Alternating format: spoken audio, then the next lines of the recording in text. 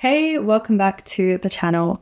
In today's video, we are going to be talking through the abstract reasoning section of the UCAT exam and going through some worked examples. Also, I will be sharing 3 top tips that you will find really helpful when trying to answer abstract reasoning questions, so stick around for that. Abstract reasoning is one of the sections that students worry about the most. It is very time pressured and initially it can be quite hard to get your head around, but with time and practice, it is definitely something that you can get the hang of. It's one of those hard to learn, easy to master type of things. But once you get over that initial hump and that learning curve, it does become much easier.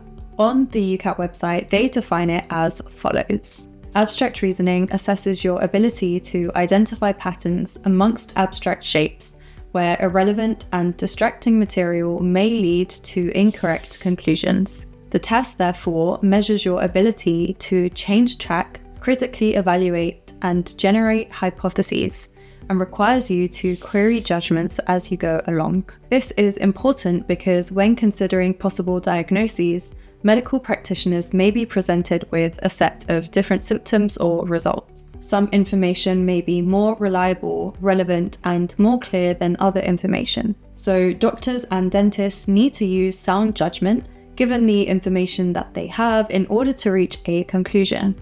In the abstract reasoning section of the UCAT exam, you will have 11 question sets, each containing 5 different questions associated with a set of patterns. Overall, you will be presented with 55 questions that present you with different shapes. You will have 13 minutes to answer all of the questions in this section, which is about 14 seconds per question.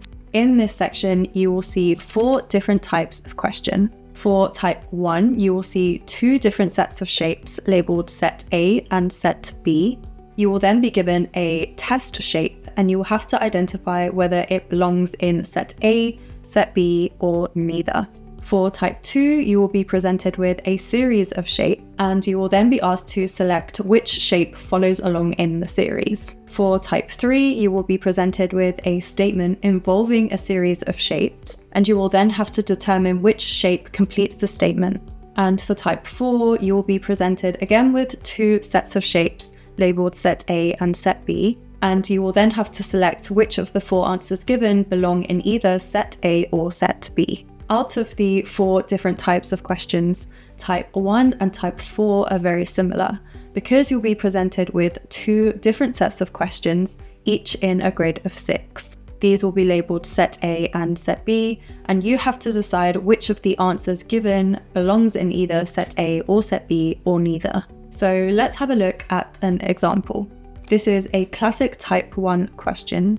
You can see set A and set B, and you're given a test shape, and you have to decide whether it belongs to set A, set B, or neither. Take a moment to pause the video here if you would like to try it out for yourself. Otherwise, we can move on to discuss the answer. The correct response for this question is option C, neither. That's because in set A, there are 3 figures with 4 crossover points, and the top left quarter of the space is blank. In set B, there are 3 figures with 6 crossover points, and the top right quarter of the space is blank.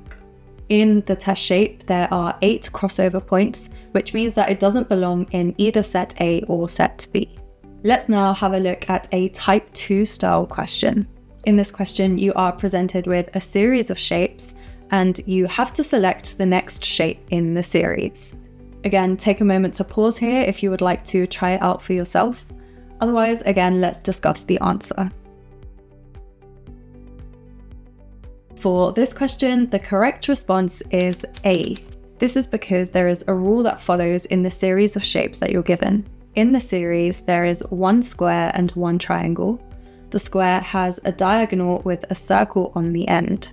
The triangle has a circle on one side. The circle and square move around the template by 90 degrees each time.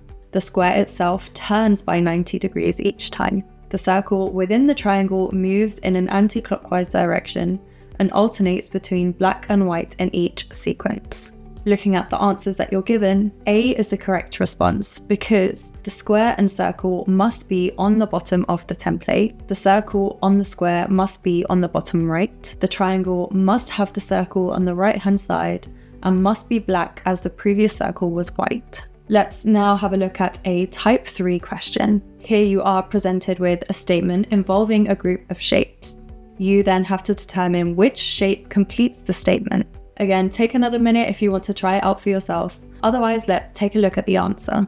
The rule here is that there are always 2 squares and 2 circles. The 3 inner shapes grow outwards, keeping their shading, and the outer shape collapses into the middle, keeping its shading.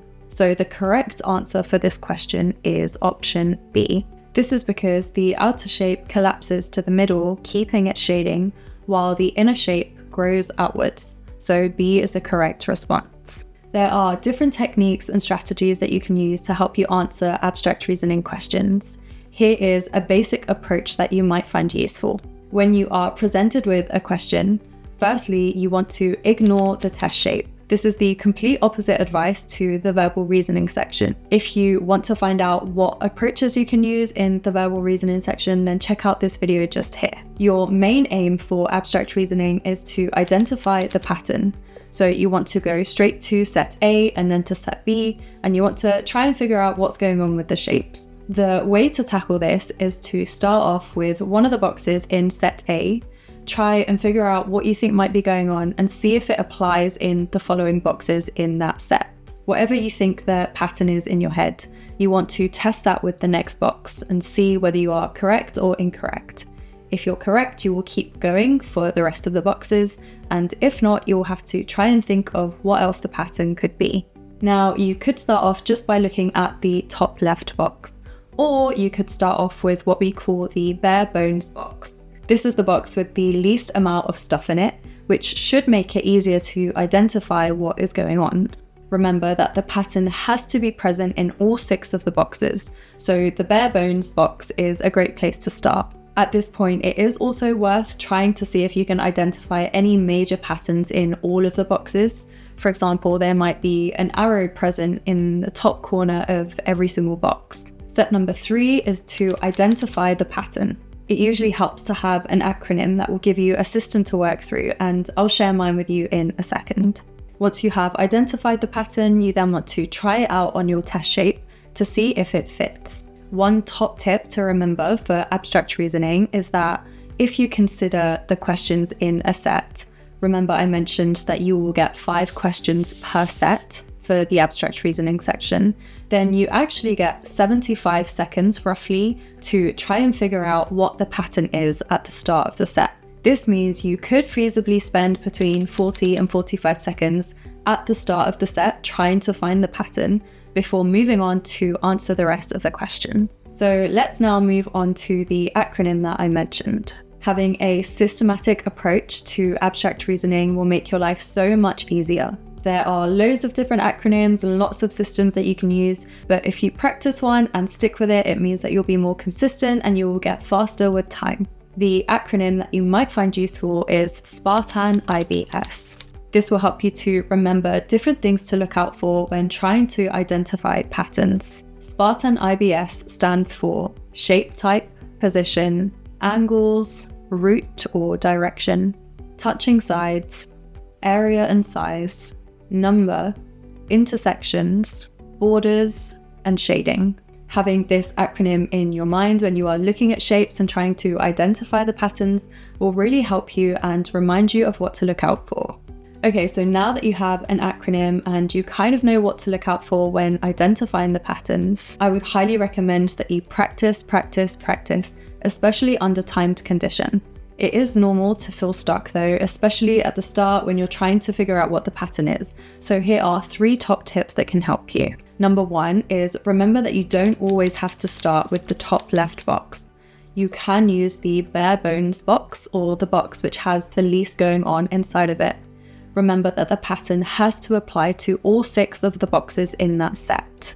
Also, if you can't figure out what's going on in one box, then try another box or try and take an overview approach where you're looking at all of the boxes as a whole to try and figure out what the pattern could be and what's common and similar to all of them. My second tip is don't go too crazy with it because, again, you are under timed conditions and you might not have the time to figure out exactly what the pattern is, especially if it's a conditional pattern. If you are finding a question really difficult, then it's totally okay to make a guess, flag it, and come back to it later. Remember that there's no negative marking throughout the UCAT exam, so even if you don't know the answer, they won't take away a mark if you make a guess. And it's better to try to guess than to leave it blank. Finally, my third tip would be to trust your gut. Sometimes you just have like an instinctive feeling, or maybe you can't quite figure out what's going on, but your gut is telling you to go with one. If you aren't able to figure out exactly what the pattern is, then trust your gut. Okay, so that was an overview of the abstract reasoning section with some examples. These are just some of the tips and the strategies that you can use to help you succeed in this section. To learn more of our techniques, make sure to check out the FutureDoc website for more information on our coaching programs. So that is everything for today's video. Thank you so much for watching. Remember to like and subscribe to the channel, and I will see you in our next UCAT video, which will be on the quantitative reasoning section of the UCAT exam.